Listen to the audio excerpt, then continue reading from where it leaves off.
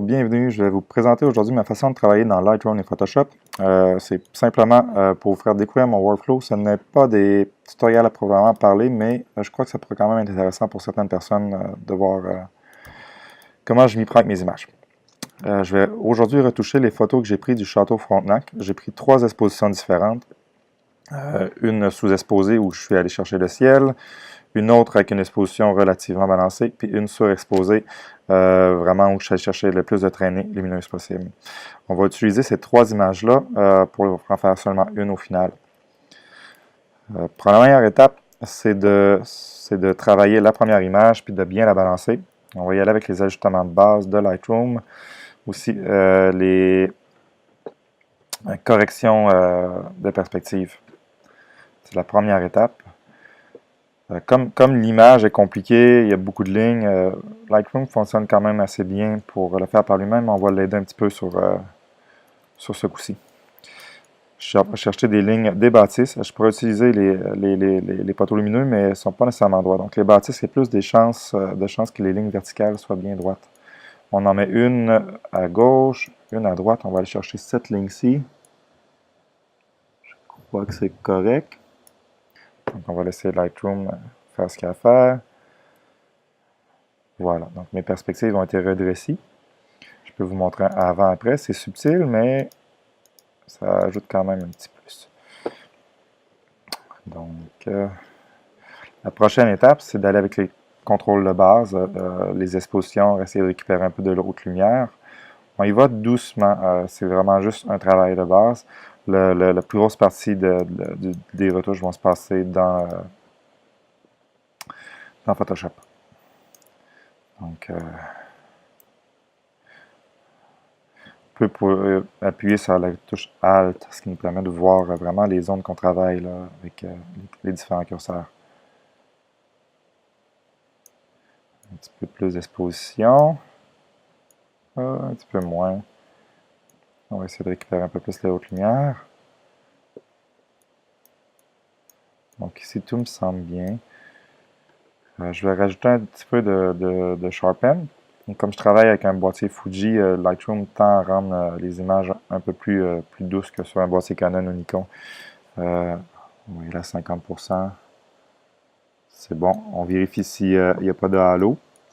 Ce qu'on en trouverait là, sur les zones de contraste. Je ne vois pas de halo présentement. Donc, tout me semble bon à ce niveau-là.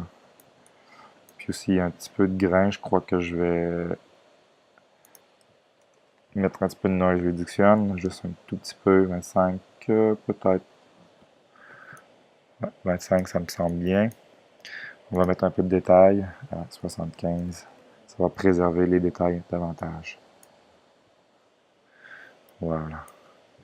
Donc ici, ça me semble beau. Ce sera pas très long.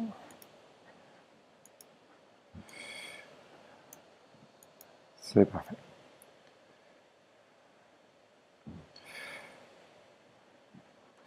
Donc, je vais utiliser cette photo-là, mais synchroniser avec les autres, les ajustements que j'ai fait pour contrôler les perspectives. On décoche tout. On se trouve à aller chercher les transforms ici, simplement. On synchronise. Les changements étaient apportés aux autres images. Comme je travaille plusieurs images, je veux les balancer pour pas que les différences soient trop grosses entre chacune, pour après les fusionner dans Photoshop pour avoir un rendu qui est le plus naturel possible. Donc ça, c'est mon image principale. Celle-ci, je vais l'utiliser pour aller récupérer le ciel. C'est des expositions qui ont été faites à quelques secondes d'intervalle. Rien de très compliqué. OK. Oh, j'ai oublié de synchroniser aussi. Désolé. Mais noise reduction. C'est important, sinon il va y avoir une différence quand je vais aligner les images. Sharpening. Voilà. Donc, les mêmes ajustements de base. Là, c'est vraiment la partie du ciel que je veux travailler, mais je ne veux pas que l'image soit trop noire non plus. Donc, on va aller booster un peu les shadows. C'est vraiment pour aller chercher les jonctions, là, surtout. Donc, la partie plus sombre, l'image comme telle, ça n'a pas besoin d'être parfait. On va rajouter un peu de... diminuer les highlights un peu. Un petit peu plus d'exposition. Plus de blanc. On va diminuer les noirs. Donner un peu plus de côté dramatique. Comme ici, c'est vraiment trop bouché. On va aller comme ça. Baisser un petit peu les contrastes.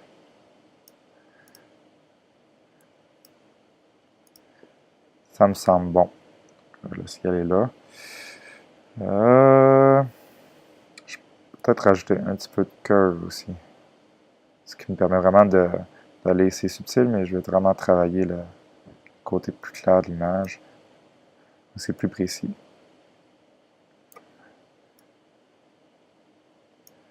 Voilà. Donc ici, on est allé travailler la zone de ciel. Rajouter un peu de lumière encore dans les zones d'ombre. Voilà pour ça. Pour l'image complètement surexposée, celle-ci, ce qui m'intéresse de cette image-là, c'est les traînées lumineuses qui sont dans le bas. Donc on va à ce moment-là travailler l'image en conséquence. Elle est vraiment trop exposée, on fait simplement baisser l'exposition. Ici, ça ne me dérange pas là, que ce soit tout brûlé, comme on n'utilisera pas cette zone-là. Donc je vais toujours essayer de garder un résultat assez naturel.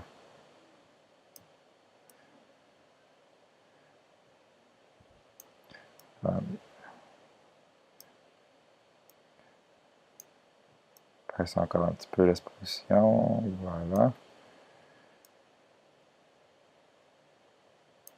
On va mettre un petit peu plus de contraste. Et même chose, je vais aller travailler les courbes pour peaufiner juste un peu plus les ombres de lumière. Donc, on en a 3 photos qui ont été ajustées.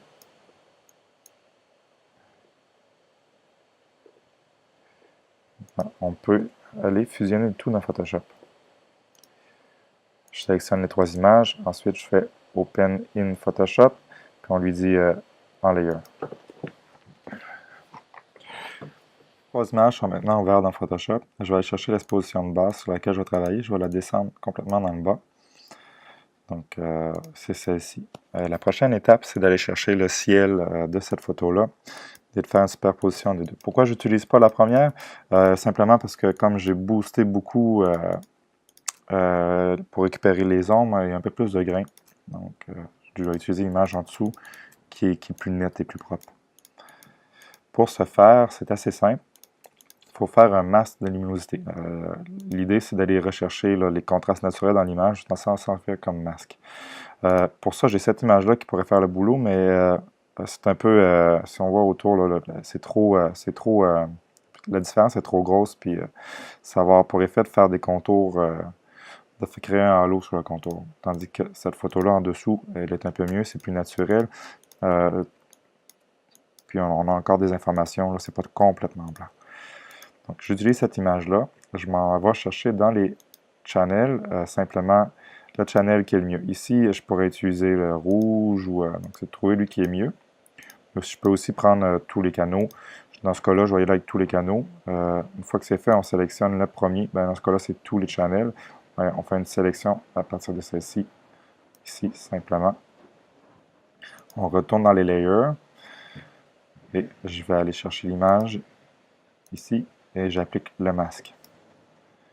Donc, normalement, j'ai récupéré mon ciel. Les 2 images ont fusionné.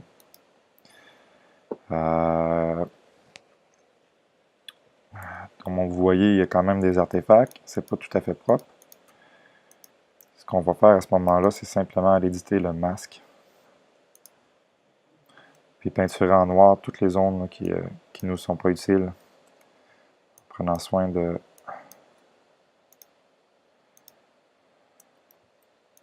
pas dépasser trop. On peut aussi utiliser un peu le level, les courbes. Je vais booster un petit peu plus le blanc. Rajouter un peu plus de contraste ou de noir, toujours en faisant attention de ne pas trop pousser. Voilà. Donc, mes deux expositions sont fusionnées. Comme vous voyez, j'ai mon masque. Je pourrais encore aller peaufiner un petit peu avec l'outil pinceau. Je peux mettre ma brush un peu plus grande et aller teinturer un peu plus sans trop monter haut. Voilà. Donc mes deux expositions sont fusionnées. Ici, on voit là que c'est pas très joli. On peut tricher aussi dans certaines portions. Je crois que si je efface les masques, le résultat va avoir l'air plus naturel ou les armes.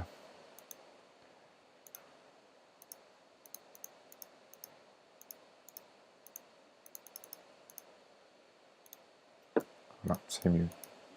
C'est beaucoup mieux. Les deux expositions ont été fusionnées. Comme vous voyez, ça donne un résultat qui est naturel, qui fonctionne bien. Maintenant, un petit truc. On peut faire une très longue exposition, puis aller chercher le plus de luminosité possible.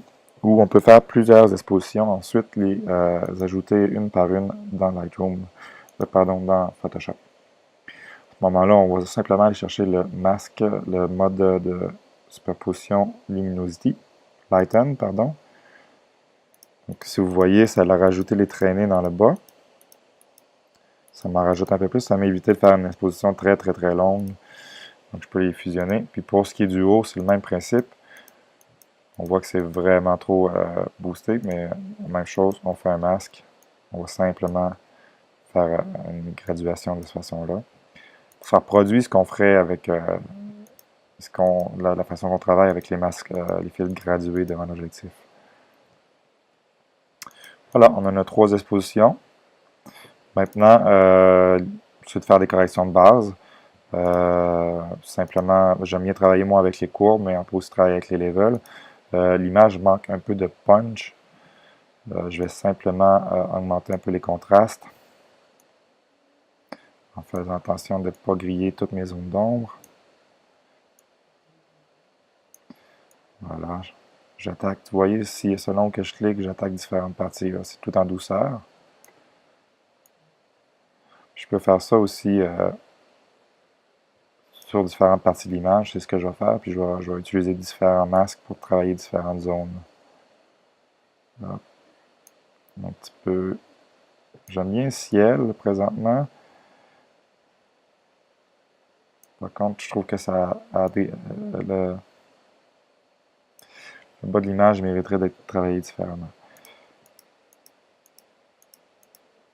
Donc, pour le ciel, ça me plaît. Je vais rajouter une autre courbe. Celle-ci, je vais la laisser sur l'ensemble de l'image. J'aime quand même la façon que ça l'a faite. Ici, je vais rajouter beaucoup plus de contraste. Je vais essayer de travailler mes traînées. Voilà. Par contre, ici, j'étais un peu trop agressif, donc c'est devenu trop noir. Même chose, on crée un masque gradué. Donc, j'ai juste travaillé le bas de mon image. Ici, je vais rajouter un petit truc. Je trouve que la partie de gauche de l'image a trop de lumière. Donc, je vais aller chercher mon masque. On va aller chercher un filtre radial à la place du linéaire. Simplement aller peinturer peut-être un peu à l'extérieur. J'aimerais que ça soit plus doux. Voilà. Donc, je vais aller chercher un peu plus de lumière, mais la partie qui était trop bouchée, elle est mieux. Même chose ici, ça paraît un peu qu'il y a une drôle de superposition. Voilà. Ça rajoute juste la petite touche qui manquait pour avoir une ligne un peu plus dynamique, un peu mieux remplie. Donc on a notre bas d'image qui est correct. Le château est un peu terne, toujours le même principe. J'utilise les courbes. Donc, je vais juste me focusser sur le château présentement. Après ça, je vais peaufiner le reste.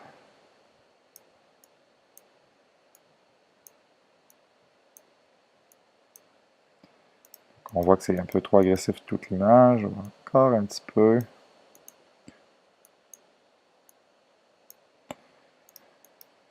À ce moment-là, je vais inverser le masque. Je vais utiliser toujours les filtres, les dégradés. Donc voici, dégradé radial. Je vais le mettre sur le château. Voilà, ça éclaircit le château, c'est toujours naturel. Voilà.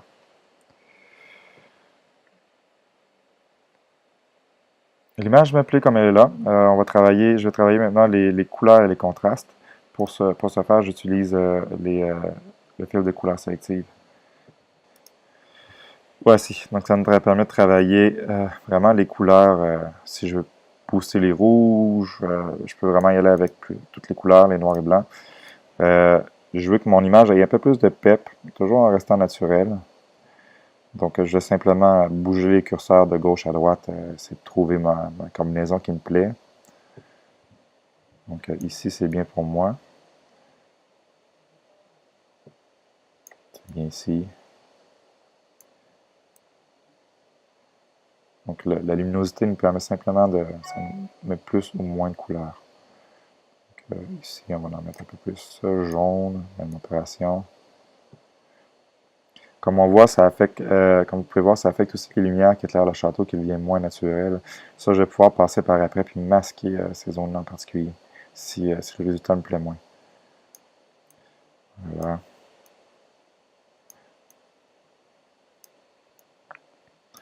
Pas vraiment de vert, donc comme vous voyez, je peux vraiment me concentrer sur les couleurs, on voit bien lesquelles. Donc ça, j'ai du bleu, on voit où la lumière verte.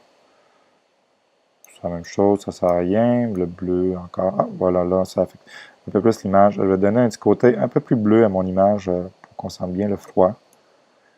Toujours en tentant de rester bien naturel.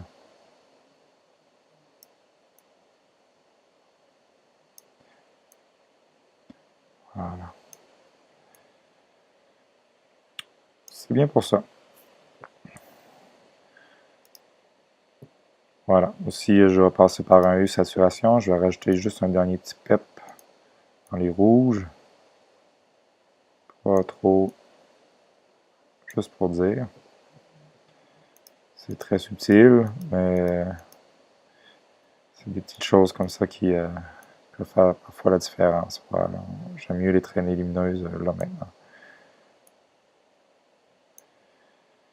Parfait. Comme je disais, si ça travaille bien, les parties de lumière, c'est moins le cas sur tout l'éclairage du château.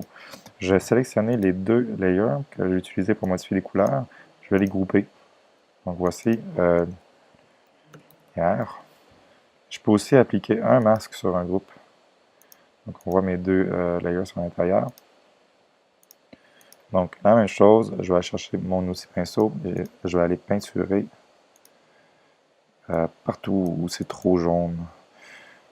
Je ne vais pas peinturer en noir au complet, je vais me garder un gris, donc ça va être... je vais toujours laisser passer les filtres, mais je vais les atténuer. Est-ce que c'est suffisant? Non. Je vais aussi grossir mon masque. Je vais y aller en plus foncé. Je pourrais utiliser aussi l'opacité plus tôt, qui me permettrait d'y aller graduellement, mais je préfère travailler de cette façon. Voilà, encore un peu. Comme on voit, les lumières deviennent beaucoup plus jaunes, moins orangées. Une chose ici. Une chose ici. Le dim là est un peu trop, à mon goût. Voilà. Ça me semble bien. Je trouve toujours cette partie-là un petit peu trop brûlée. Je peux revenir travailler sur mes layers ici. Je vais aller trouver lui qui correspondrait mieux. Vous voyez, ici, je vais encore en créer un nouveau. Je vais juste simplement aller travailler la partie que je considère trop illuminée.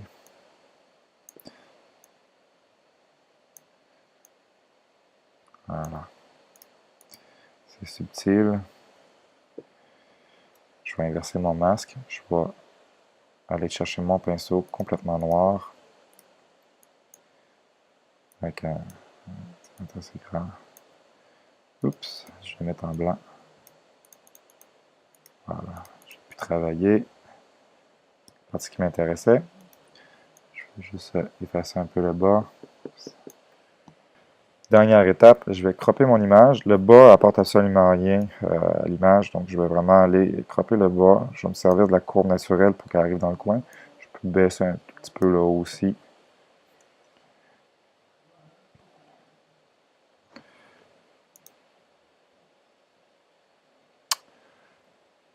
Alors, voilà mon image Château Frontenac. Espérant que ça vous a aidé et que vous avez apprécié la capsule. Merci, à la prochaine.